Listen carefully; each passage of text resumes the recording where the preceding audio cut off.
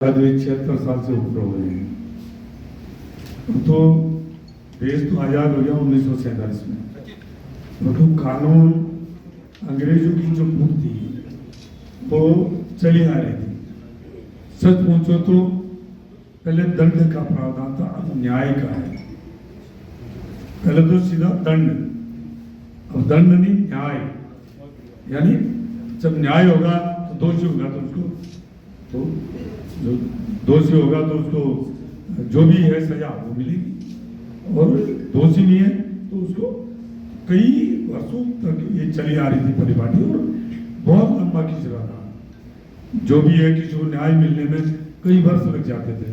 परंतु सौभाग्य की बात है कि हमारी नरेंद्र भाई मोदी जी के नेतृत्व में और हमारे गृह मंत्री अमित शाह जी ने जो न्याय प्रणाली में जो सुधार किया है, वास्तव में अब आने वाले समय पता लगेगा कि कितनी विसंगतियां थी।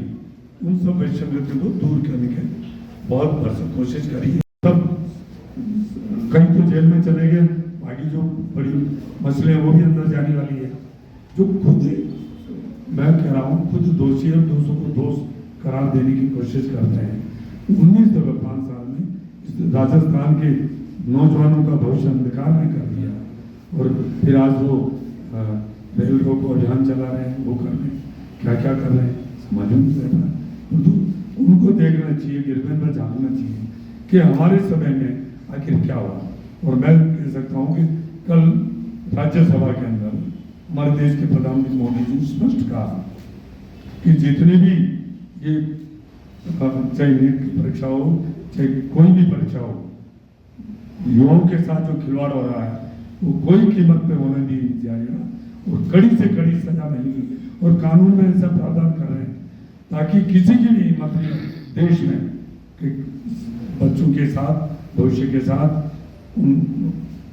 जैसा मैंने राजद्रोह को बात की थी कि राजद्रोह को हटा करके देशद्रोह, जो मैंने बताया कि वो जो राजद्रोह था वो केवल शासन के प्रति समर्पित था, और ये देशद्रोह की जो नई परिभाषा आई है ये देश के प्रति है, देश के प्रति समर्पित है। देश के प्रति कोई व्यक्ति जो इस प्रकार का कोई कृत्य करता है तो उस देशद्रोह की व्याख्या में कुल मिलाकर के जैसा मैंने बताया कि इस ब्रिटिश उपनिवेशवाद से इस कानून को मुक्ति दिलाना, और जो एक काम हमारे माननीय प्रधानमंत्री जी कर रहे हैं, इस देश से इतने मतलब स्वतंत्रता के बाद 70 सालों तक हम उस मानसिक गुलामी को अब तक भी स्वीकार किए थे। उन सब मानसिक गुलामी की निशानियों को जो मिटाने का कदम जो माननीय प्रधानमंत्री जी ने बढ़ाया है, उसी के तहत ये जो है देशद्रोह कानून अब लागू हुआ है।